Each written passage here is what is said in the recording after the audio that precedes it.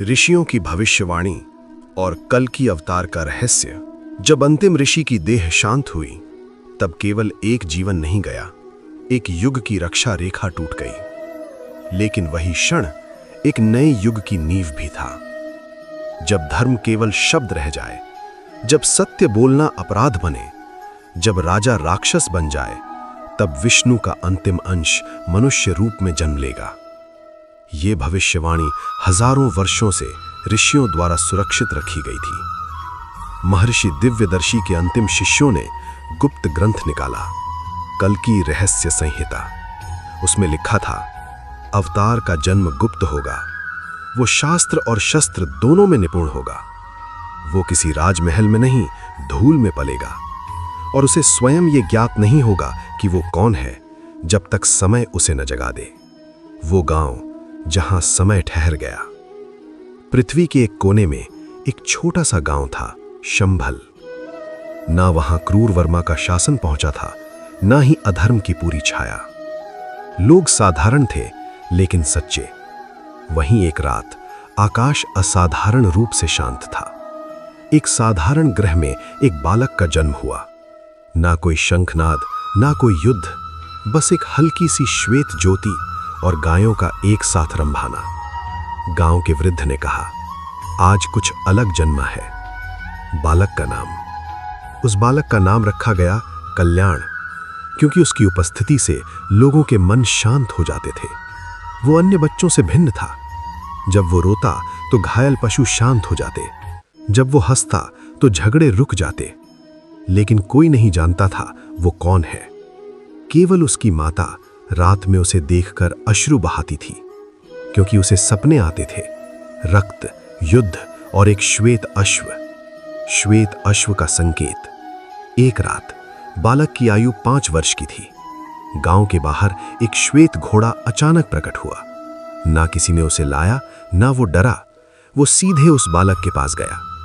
कल्याण ने पहली बार उस घोड़े की आंखों में देखा, और कुछ उसके भीतर जाग गया। उसने धीरे से कहा, तुम मुझे जानते हो? घोड़े ने सिर झुका दिया। गांव के बुजुर्ग कांप उठे। उन्होंने श्लोक स्मरण किया, श्वेत अश्व वही है जो समय के अंत में धर्म को लेकर दौड़ेगा। अधर्म की गंध। उधर क्रूर वर्मा को स्वप्न आने लगे। एक बालक उसका सिंहासन तोड़ता, एक श्वेत घोड़ा उसकी सेना को कुचलता। वो घबरा गया। उसने आदेश दिया, हर गांव में जन्मे हर बालक की जांच हो, एक भी शुद्ध रक्त न बचे। सेनाएं निकलीं, गांव जलने लगे। अब शंभल सुरक्षित नहीं था। गुरुकुल की शरण। गांव के एक वृद्ध ब्राह्मण ऋषि सुमंत्र कल्याण को लेकर वन की ओर निकल पड़े।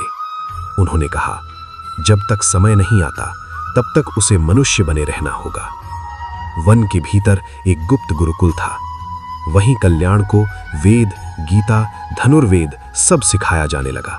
वो शास्त्र में तेज था और शस्त्र में अद्भुत, लेकिन उसे अब भी अपने सत्य का ज्ञान नहीं था। ईश्वर जब अवतार लेते हैं तो पहले मनुष्य बनते हैं, क्योंकि मनुष्य की पीड़ा समझे बिना न्याय नहीं किया जा सकता। कल्कि का जागरण और धर्म की पुकार। समय धीरे धीरे आगे बढ़ रहा था, लेकिन भाग्य तेजी से चलने लगा था। वन का वो गुप्त गुरुकुल अब केवल शिक्षा का स्थान नहीं रहा था, वो धर्म की अंतिम शरण बन चुका था। वो दिन जब मौन टूट गया। कल्याण अब 16 वर्ष का हो चुका था। उसके भीतर अद्भुत संयम था, आंखों में करुणा, और जब वो क्रोधित होता तो वायु तक थम जाती। ऋषि सुमंत्र उसे देखते और सोचते, समय निकट है। एक दिन वन के बाहर से आर्तनाद सुनाई दिया। कुछ स्त्रियां, कुछ घायल बालक और एक वृद्ध पुरुष गिरते पड़ते गुरुकुल पहुंचे।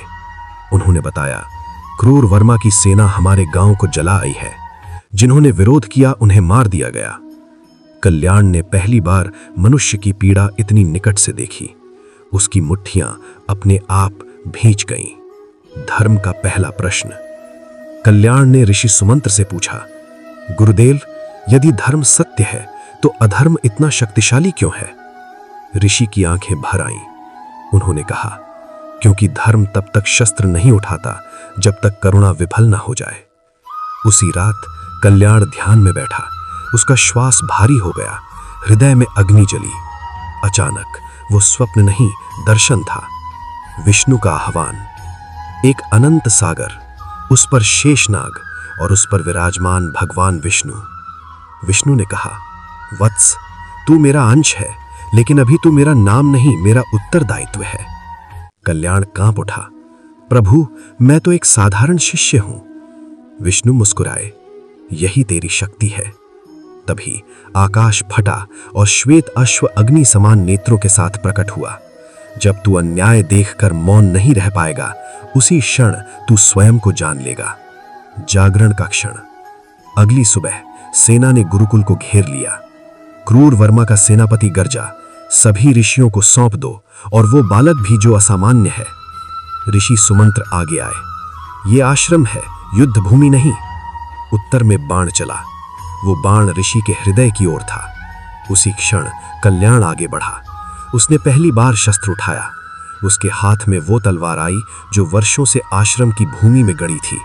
जैसे ही उसने तलवार पकड़ी, धरती कांपी, आकाश गरजा।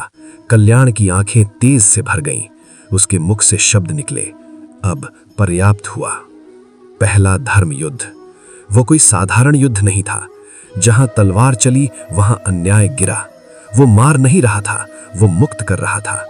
सेनापति कांपते हुए बोला, तू कौन है? उत्तर में श्वेत अश्व आगे आया। कल्याण ने कहा, मैं वही हूं जिसे तुमने असंभव समझा। सेना भाग खड़ी हुई। वन फिर शांत हो गया। नाम का उद्घोष। ऋषि सुमंत्र भूमि पर गिर पड़े। उन्होंने कांपते हाथों से कल्याण के चरण छुए। प्रभु, अब छुपने का समय नहीं। उन्होंने शंख फूंका। ध्वनि दिशाओं में फैल गई। कल की अवतार प्रकट हो चुका है। कल्याण की आंखों से अश्रु बहे, क्योंकि वो जान गया अब उसका जीवन उसका नहीं रहा। का संदेश। जब करुणा विफल हो जाए, तब धर्म शस्त्र धारण करता है, और जब ईश्वर मनुष्य के आंसू देख लेता है, तब अवतार छपा नहीं रह सकता। धर्म सेना का निर्माण और अंतिम युद्ध की तैयारी।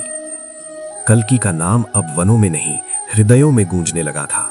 जहां जहां अधर्म की चिंगारी थी, वहां वहां आशा की हवा चलने लगी थी। साधारण लोग, असाधारण संकल्प।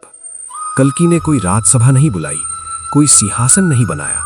वो गांव गांव गए, नंगे पांव, धूल से सने वस्त्रों में।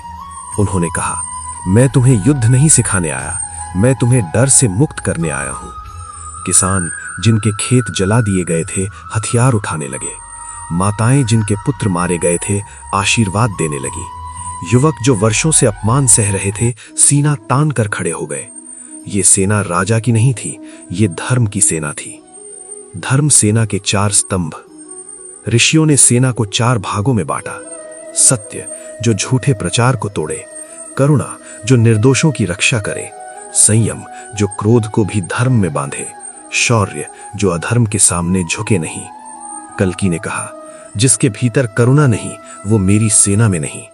कई शक्तिशाली योद्धा यहीं रुक गए और कई दुर्बल लोग यहीं महान बन गए। अधर्म की प्रतिक्रिया। क्रूर वर्मा तक समाचार पहुंचा। वो हंसा, एक बालक और कुछ किसान, यही है विष्णु। उसने अपनी अंतिम सेना बुला ली। राक्षसी यंत्र, अमानवीय अस्त्र और वे योद्धा जिन्होंने कभी दया नहीं सीखी। उसने घोषणा की, 3 दिन में इस विद्रोह को कुचल दो।